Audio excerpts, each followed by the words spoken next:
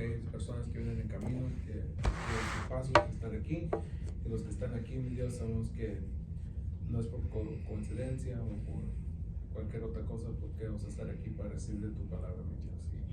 Y sabemos que en este capítulo hay tantos nombres, pero hay un propósito a través de esos nombres, mi Dios. Sabemos que en este capítulo están el linaje de los levitas y, mi Dios, los sacerdotes del templo, mi Dios, y tú los usaste tremendamente a ellos, pero también como ellos solo son hombres, mi Dios, fallaron en ciertas áreas, pero tú viniste a redimirnos a nosotros y pedimos perdón a ti, simplemente a ti, por nuestros pecados, mi Dios, y te damos gracias, mi Dios, porque estamos aquí en tu presencia. Y donde estamos nosotros, el Espíritu Santo está ahí, mi Dios. Y en eso te damos gracias. En el nombre de llamado Jesús, amén y amén. Amén. Gloria a Dios. Buenas noches. Pasen adelante. Daniel Travieso. Bueno, Ahí están los, brother, ahí están los 12. Bendiciones. Bienvenido. Dios me lo bendiga. Siéntese. Dani. Bueno, para hacer un recuento de todo lo que hemos, de qué se trata Primera de Crónicas, les voy a leer algo que encontré. Dice así: el primer libro de Crónicas es una historia inspiradora. Al escribir después del cautiverio, el autor buscó inspirar al remanente con su extraordinaria herencia espiritual. Convenientemente, el libro se centra en David. No solo fue el gran rey de Israel, sino uno de los líderes espirituales más grandes de esa nación. Cuando se transformó en rey, una de sus primeras prioridades fue establecer la adoración de Dios como el centro de la vida nacional de Israel. En medio de una gran celebración, David trajo el arca del pacto a Jerusalén y designó a los sacerdotes para que ministrasen de continuo delante del arca. Esto se encuentra en Primera de Crónicas 15 del 1 al 29 y Crónicas 16 del 1 al 43. Sus acciones demostraron su intención de que todo Israel diera a Jehová la honra debida a su nombre. En Primera Crónicas 16:29 dice así: denle al Señor la gloria que merece, lleven ofrenda y entren en su presencia, adoren al Señor en todo su santo esplendor. Este era lo extraordinario legado espiritual de Israel, la verdadera adoración del Dios vivo. Es evidente que las crónicas son el resultado de un proceso de recompilación. El cronista utilizó los libros de Samuel y de los reyes prácticamente para la mitad de la narración. Además, las genealogías al comienzo del libro se derivan en gran parte del Pentateuco. Al compilador incluso cita algunas de las fuentes entre las cuales se encuentran los registros genealógicos de las diversas tribus. En 1 Crónicas 7:9, 7 y 7:40, el libro de los reyes de Israel, 1 Crónicas 9:1, y los libros de Samuel, Natán y Gad. Esto se encuentra en 1 Crónicas 29:29. Una serie de relatos en el libro de Crónicas hace un paralelo entre los libros de Samuel y de los reyes. El hecho de que estos relatos no coincidan palabra por palabra llevó a algunos eruditos a asumir que el cronista no se preocupó de la exactitud de las citas, o que los autores de todos los libros se inspiraron en otras fuentes comunes. En cualquier caso, la inspiración y autoridad del primer libro de Crónicas no está en discusión.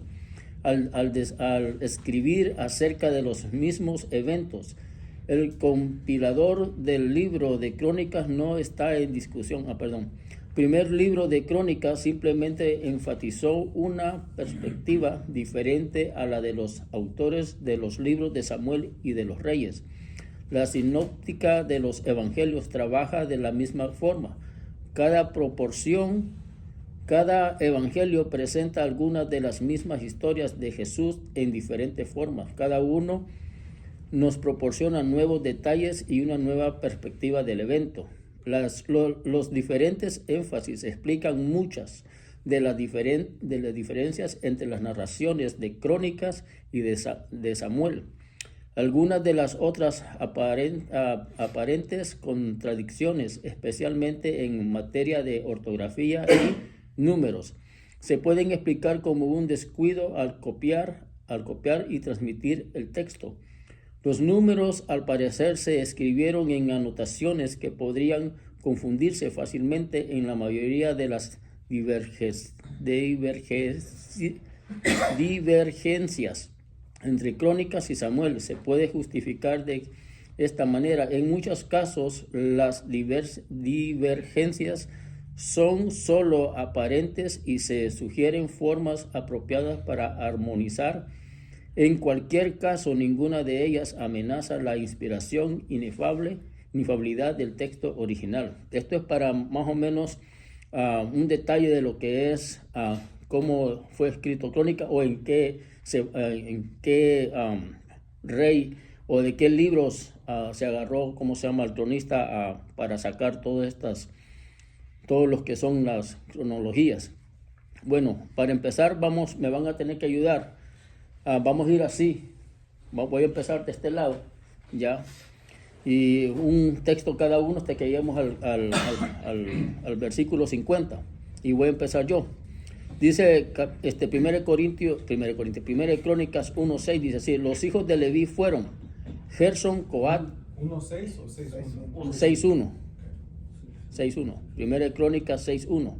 Dice: los hijos de Leví fueron Gerson, Coat y Merari.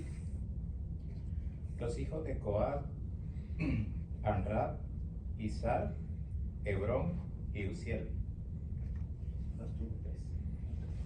Los hijos de Amán, Aarón, Moisés y María. Los hijos de Nabab, Abiú, Eleazar e Itamar. Eleazar engendró a Finese engendró a Abisúa. Abisúa engendró a Buquí engendró a Uzi. Uzi fue el padre de Seraías fue el padre de Merayot. Merayot engendró a Marías engendró a Ahitob. Ahitob engendró a Sadoc engendró a Ahimaaz. Ahimaaz engendró a Azarías engendró a Johanán. Y Johanán engendró a Azarías, el que tuvo el sacerdocio en la casa que Salomón edificó en Jerusalén. Azarías engendró a Amarías engendró a Ahitob. Ahitob engendró a Sadoc engendró a Salum. Salum fue el padre de Ilicias fue el padre de Azarías. Azarías engendró a Seraías y Seraías engendró a Josadac. Y Josadac fue llevado cautivo cuando Jehová transporta a Judá y a Jerusalén por mano de Nabucodonosor. Los hijos de Levi, Gersón, Coat y Merari. Estos son los nombres de los hijos de Gersón: Libri y Simeí. Hijos de Coat, Amiram, Izhar, Hebrón y Uziel. Los hijos de Merari, Mahli y Musi. Estas son las familias de Leví, según sus descendencias. Gerson, Libni, su hijo, Jahat, su hijo, Sima, su hijo, Joab, su hijo, Ido, su hijo, Será, su hijo, Jatrai, su hijo. 22. Los hijos de Coat, Aminá, su hijo, Aminadab. su hijo Asir, su hijo Elcana, su hijo, Ebiasaf, su hijo, Asir, su hijo, Tahat, su hijo, Uriel, su hijo, Usías, su hijo, y Saúl, su hijo.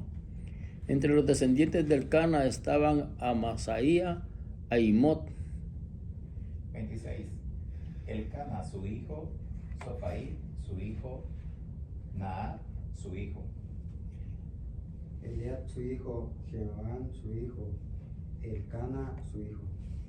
28. Los hijos de Samuel, el primogénito, Basni y Abías. Los descendientes de Merari, Mahli, Libni, Simeí, Usá. Sima, Hagías y Asaías. 31. Estos son los que David puso sobre el servicio de canto de la casa de Jehová, después de que el arca tuvo reposo. Los cuales servían delante de la tienda del tabernáculo de reunión en el canto, hasta que Salomón edificó la casa de Jehová en Jerusalén. Después estuvieron en su ministerio según su costumbre. Estos pues, con sus hijos, ayudaban de los hijos de Coat, el cantor Emán, hijo de Joel, hijo de Samuel. 34. Hijo de Elcana, hijo de Jeroam, hijo de Elí, hijo de Toa.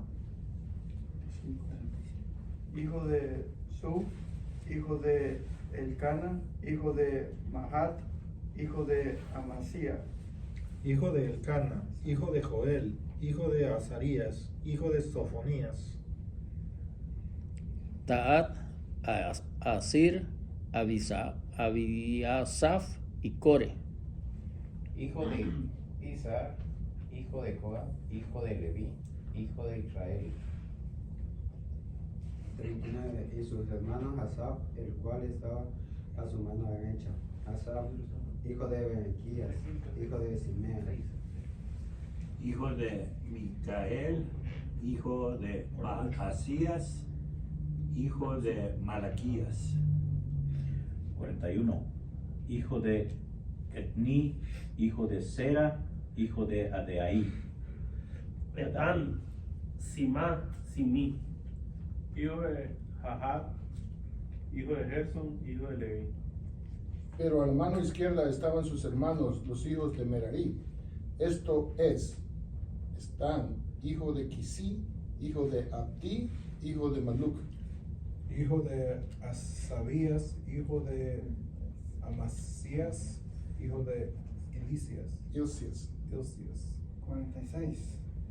Hijo de Amsi, hijo de Bani, hijo de Semer. Hijo de Malí, hijo de Musi, hijo de Merari, hijo de Leví. Y sus hermanos los levitas fueron puestos sobre todo el ministerio del tabernáculo de la casa de Dios. Solamente Aarón y sus descendientes servían como sacerdotes. Presentaban las ofrendas en el altar de las ofrendas quemadas y en el altar del incienso, y llevaban a cabo todas las demás tareas relacionadas con el lugar santísimo. Así hacían expiación por Israel al hacer todo lo que Moisés, el siervo de Dios, les había ordenado. Los hijos de Aarón son estos: Eleazar, Fisnees, sus hijos Abisua, su hijo. Ahí está bien. 51. Ahí quedamos, sí. Bueno, nos hemos dado cuenta de todo lo que es que la genealogía empezó por Leví. Vamos a hablar un poquito de lo que se trata de Leví. Dice: todo el personal religioso involucrado en el tabernáculo o ministerio del templo tenían que ser miembros de la tribu de Leví. El mismo Aarón era un levita y desde comienzos del sacerdocio se designó a sus descendientes como los únicos que podían servir como sacerdotes. Esto se encuentra en 1 Crónicas 6, 16 al 25, lo que es la cronología de ellos. En Éxodo 28:1, se lo voy a leer, dice: manda a llamar a tu hermano Aarón y a sus hijos Nadab, Abiú, Eleazar y Tamar. Apártalos de los demás israelitas para que me sirvan y sean mis sacerdotes. Más tarde a los levitas se los apartaba especialmente para servir en el tabernáculo en una función de apoyo a los sacerdotes. Esto se encuentra en Números 18 del 1 al 7. Cualquiera que quisiera servir en el templo tenía que establecer sus credenciales levíticas. La presente genealogía se designó al menos en parte para satisfacer dichas necesidades. Hoy vamos a hablar en 1 de Crónicas 6:2 y después vamos a hablar del 6:3 y 4. Hablando de Coat, dice: este hijo de Leví fue el único para quien el oficio de sacerdotes llegó a estar exclusivamente relacionado. Por lo tanto, todo sacerdote tenía que ser un levita, pero no todo levita podía transformarse en sacerdote. Ahora, esto me dejó pensando un poco a mí, ya acerca de Coat, que él tenía, por decir, una exclusión como sacerdote. Pero algo que menciona aquí es que muchos podían ser levitas, pero no todos los levitas podían transformarse en sacerdotes. Esto me trae a mente que habemos muchos que somos cristianos, pero no todos los cristianos le sirvemos a Dios. Entonces, aquí vamos a ver muchos nombres, gente de renombre grande como Moisés, Aarón y sus hijos, y otros nombres de otros sacerdotes que tal vez no tuvieron una gran fama como Moisés, pero de todos ellos Dios los usó en su debido tiempo. El sacerdocio sabemos de que son exclusivos de la tribu de Leví, pero aunque fueran muchos levitas, no todos dicen que son para sacerdotes, pero son exclusivamente para lo que es, por ejemplo, lo que es los utensilios, lo que es alrededor de lo que era el tabernáculo. Solamente Aarón y sus hijos podían estar más adentro de lo que es el tabernáculo. Me trae a mi mente que nosotros tenemos la oportunidad de estar en la presencia de Dios sin ningún velo que nos esté cubriendo. Podemos entrar a la presencia de Dios, pero hay cosas que nos obstaculizan para estar en esa presencia.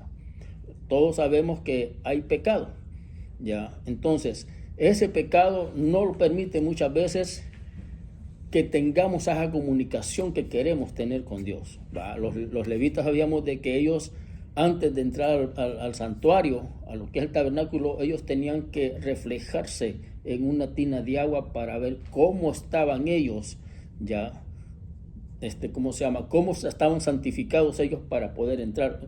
A nosotros, pues, no necesitamos tener esos ritos, pero sí debemos estar limpios delante de Dios para servirle a Él, como los levitas lo hacían.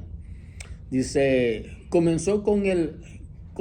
dice en el capítulo 6, versículos 3 y 4, dice: comenzando con Eleazar, la genealogía traza la descendencia de los sumos sacerdotes a través de Josadac, el sacerdote que fue al cautiverio en Babilonia con su gente. Esto está en Crónicas 6:15, quien fue desterrado cuando el Señor mandó a los habitantes de Judá y de Jerusalén al cautiverio bajo Nabucodonosor. Incluidos Eleazar y Josadac, hubo al menos 22 sumos sacerdotes en cuestión continua. Otra descendencia de sacerdotes comenzó con Itamar, incluidas personas tales como Elí, Ahimelech y Abiatar. En los días de David, el servicio sacerdotal se dividió entre los sacerdotes de Eleazar e Itamar. El primero sirvió 2/3 del tiempo y el segundo tercio debido a la diferencia en sus números. Salomón rechazó el sacerdocio de Itamar y reservó el honor exclusivamente a los sacerdotes descendientes de Eleazar. Esto se encuentra en 1 de Reyes 2:26. Si lo gustan, lo pueden buscar y no se los leo. 1 de Reyes 2:26 dice: luego el rey dijo al sacerdote Abiatar: regresa a tu casa en Anatón Mereces, mereces morir, pero no voy a matarte ahora porque tú cargaste el arca del Señor soberano para David, mi padre, y estuviste con él en todas sus dificultades. Y en 1 Reyes 2:27 dice así: de ese modo Salomón expulsó a Abiatar del cargo de sacerdote del Señor. Así se cumplió la profecía que el Señor había dado en Silo acerca de los descendientes de Elí. Como vemos, solo por eso es que se cuentan de dos ramas de sacerdocio, de Eleazar e Itamar. Ahora vamos con el capítulo mismo 6, versículos 5 al 8. Dice: Sadoc, este sacerdote no el mismo Sadoc de 6:12, es diferente Sadoc. Fue el que David seleccionó para servir junto a Ahimelech, hijo de Abiatar, como sumo sacerdote. En 2 Samuel 8:17 se encuentra esto. A la larga, Sadoc llegó a ser el único sumo sacerdote debido a la rebelión de Abiatar en contra de Salomón. Esto se encuentra que lo leímos en 1 Reyes 2:26 y en 1 Reyes 2:27. Continuamos con los versículos 9 y 10. No doy mucho los textos bíblicos por el tiempo que se nos avanza. El detalle de que este Azarías tuvo el sacerdocio en el templo de Salomón lo distingue de sus abuelos del mismo nombre. Esto se encuentra en capítulo 6, versículo 9 de Crónicas. Josadac, a este último sacerdote en la lista se le llevó el cautiverio en Babilonia.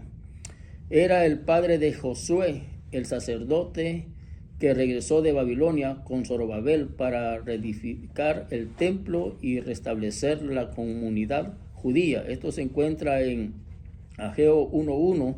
Dice así: el 29 de agosto del segundo año del reinado del rey Darío, el Señor dio un mensaje por medio del profeta Ageo a Zorobabel, hijo de Salatiel, gobernador de Judá, y de Jesúa, hijo de Josadac, el sumo sacerdote. Esto nomás para verificar quién es Sodac.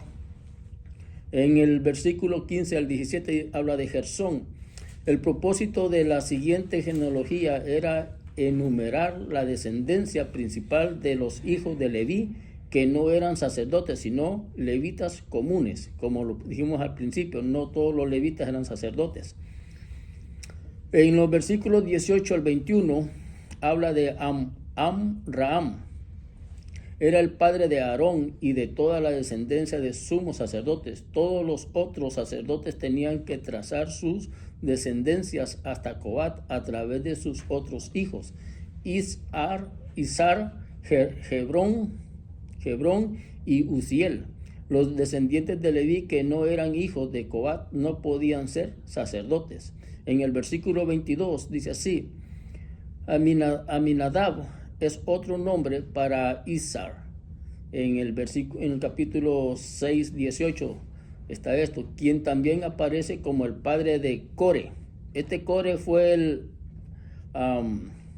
que se opuso o se hizo una revolución, por decirlo así, ya en contra de Moisés, porque él quería el liderazgo de Moisés. Este es el Core que Dios dijo que se apartaran y que se los tragó vivos la tierra, ¿no? Se abrió la tierra y se tragó a Core, a todos los que lo seguían. Eran parece como 40 personas, o no me acuerdo si eran más, pero era este Core que se lo tragó la tierra. Bueno, en Éxodo 6:21 dice: los hijos de Isar fueron Core y Nefeg y Sicri. Y en Números 1 a 16:1 dice: cierto día Core, hijo de Isar, quien era descendiente de Coat, hijo de Levi, conspiró con Datán y Abiram, hijo de Eliab, junto con On, hijo de Pelet, de la tribu de Rubén. ¿Conspiró contra quién? Contra Moisés, queriendo el liderazgo de Moisés. Pues este es por eso que habla acá de Core. Ahora en los versículos 23 al 27 habla así: el levita, el Cana, era el ancestro de Samuel, el profeta. Su descendencia aquí se lee Sofaí, Natá, Eliab, Jeroam, Elcana.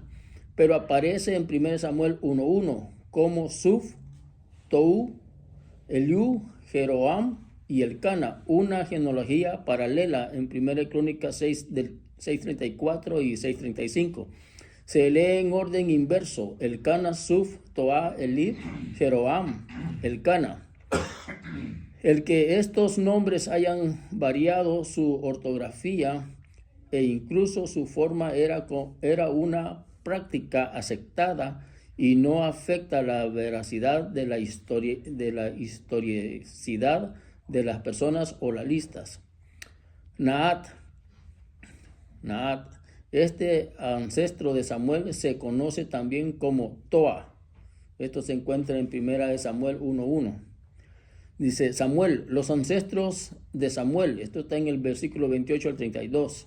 Los ancestros de Samuel se describieron en otras partes como efraínitas. Se encuentra Samuel 1:1, que dice así: había un hombre llamado Elcana que vivía en Rama, en la región de Suf, ubicada en la zona montañosa de Efraín, por eso se llaman efraínitas. Era el hijo de Jeroam, hijo de Eliú, hijo de Toú, hijo de Suf, de la tribu de Efraín. Dice, y luego oficiar en servicio público que incluían sacrificios. Por lo que vemos, Samuel era un sacerdote porque él podía hacer sacrificios delante de Dios. Eso lo se encuentra en Samuel 1 Samuel 9:13, dice así: apúrense para que lo que puedan encontrar antes de que suba a comer. Los invitados no comenzarán a comer hasta que él llegue para bendecir los alimentos. Y en 1 Samuel 10:8 dice así: luego desciende a Gilgal delante de mí, allí me encontraré contigo para sacrificar ofrendas quemadas y ofrendas de paz. Deberás esperar 7 días hasta que yo llegue y te dé más instrucciones. Esto es cuando Samuel estaba dando instrucciones a Saúl, ya que el rey Saúl, que se esperara, que no empezara, que no fuera a empezar ya, sino que él tenía que llegar para hacer esa ofrenda, para que Dios dijera si fuera la guerra Saúl o no fuera la guerra, porque es lo que él quería hacer, pero no esperó. Sabemos la historia de que él no quiso esperar y él se adelantó cuando él no le tocaba hacer ese holocausto a Dios, porque no era un sacerdote, ¿verdad? Solamente Samuel sí. En 1 Crónicas 6 del 33 al 47 dice así: los músicos del templo también eran levitas y se dividieron en 3 grupos de acuerdo a su descendencia con respecto a los 3 hijos de Leví. Los coatitas en los días de David eran guiados por Gemán, nieto de Samuel, los gersonitas por Asafat y los mararitas por Etán. Etán también era conocido como Jedutún. Una mirada a la genealogía de los 3 líderes levíticos a los que se les hizo un seguimiento hasta llegar a Leví revela que las listas son selectivas con muchos nombres, especialmente en la descendencia de Asaf y Etán, los cuales se omiten. Y en el 48 al 49 dice así: dice, en contraste con los levitas mencionados, Aarón y sus descendientes tuvieron el privilegio y la responsabilidad de ejercer el oficio de sumos sacerdotes. Lo que los diferencia de los otros levitas fue el acceso que tuvieron al altar del holocausto y del perfume, y su trabajo de hacer expiaciones por Israel. Los levitas podían asistir en este ministerio y oficiar en sacrificios locales. Vea las acciones de los levitas en Samuel. 1 Samuel 7:9, 9:12, 9:13 y 16 de 2 al 5. Sin embargo, solo los sacerdotes de la descendencia de Aarón pudieron presentar sacrificio en el tabernáculo o templo. Y el 50 dice así: y los hijos de Aarón, la genealogía de los levitas, de los versículos, a 16 del 50 al 53 es la misma de los versículos 6, 4 al 8, pero esta lista finaliza con Ahimaas. Esta lista se refiere a la descendencia de Aarón solo hasta los días de David. En 1 Crónicas 6:31, Sadoc y Ahima fueron los últimos sacerdotes de la descendencia de Eleazar bajo la administración de David. Ahora bien, ¿qué es lo que de todo esto? ¿Qué es lo que podemos aplicar a nuestras vidas? Porque si vemos que todos estos hombres, como dije al principio, algunos fueron de renombre grandes, famosos, y otros fueron menos todavía, ¿qué podemos aprender o cómo lo podemos aplicar hoy en día? Todo lo que hemos leído. Bueno, yo preguntándole a Dios me llevó a 3 versículos. Uno de ellos está en 1 Corintios 15:58. Dice así: por lo tanto, mis amados hermanos, permanezcan fuertes y constantes. Trabajen siempre para el Señor con entusiasmo, porque ustedes saben que nada de lo que hacen para el Señor es inútil. O sea, algo que yo vi en común de todos los sacerdotes es que el trabajo que hicieron para el Señor nunca se queda con nada, siempre paga. ¿Ya? ¿Qué es lo que el apóstol Pablo está diciendo en este versículo? Que nada es inútil de lo que nosotros hagamos en servicio para el Señor, porque Él nos va a dar nuestro pago a nosotros. Tal vez podemos llegar a ser de renombre o tal vez no, pero lo importante es el servicio que le vamos a ofrecer a Dios. Ahora, de nosotros depende si le queremos servir, si queremos si queremos avanzar un poco más y dar un paso extra de no solo ser oidores, sino que también ser servidores. Por eso dije al principio, hay muchos que son cristianos, pero son pocos los que les sirven a Dios. Ahora, la pregunta es para nosotros: ¿qué quiero yo? ¿Quiero seguir como estoy o quiero avanzar en un servicio a mi Señor? Todo el trabajo que yo haga o el trabajo que ustedes hagan no va a ser inútil por muy mínimo que sea el servicio que se le va a dar a Dios. Dios nos va a pagar a cada uno conforme nosotros le demos a Él. Porque dice su palabra en Apocalipsis capítulo 22, 12, dice así: miren, yo vengo pronto y traigo la recompensa conmigo para pagarle a cada uno según lo que haya hecho, según lo que nosotros hagamos y la clase de amor que le pongamos, el empeño que le pongamos a ese servicio, así va a ser el pago que Dios nos va a dar. ¿Qué quiero enfatizar? Que todos estos sacerdotes, tanto los sumos sacerdotes como los demás sacerdotes que estaban alrededor, que ayudaban en el templo a barrer, a limpiarlo, a poner quizás el estanque de las aguas, a poner lo que son, a limpiar todo lo que es el templo, por muy mínimo el trabajo que hicieran al más grande, Dios siempre les va a dar una recompensa. ¿Ya? Ahora, si nosotros le vamos a servir, que no sea viendo al hermano cómo lo está haciendo, sino cómo lo estoy haciendo yo. ¿Verdad? Ese es un muy buen punto, porque nosotros no tenemos que compararnos con nadie, simplemente cómo lo voy a hacer yo, y si lo voy a hacer con amor, lo tengo que hacer bien porque es para mi Señor. Esto es lo que yo veo que lo podemos aplicar hoy en día de todo este montón de nombres que escuchamos, que leímos. Son personas que tuvieron su testimonio, son personajes pecadores como nosotros, que tuvieron sus debilidades, pero todo lo hicieron con amor al Señor. Ahora, con esto termino, pero yo quiero saber su opinión. ¿Qué opinan ustedes de todo lo que hemos leído o lo que han escuchado? Quisiera escucharlos a ustedes.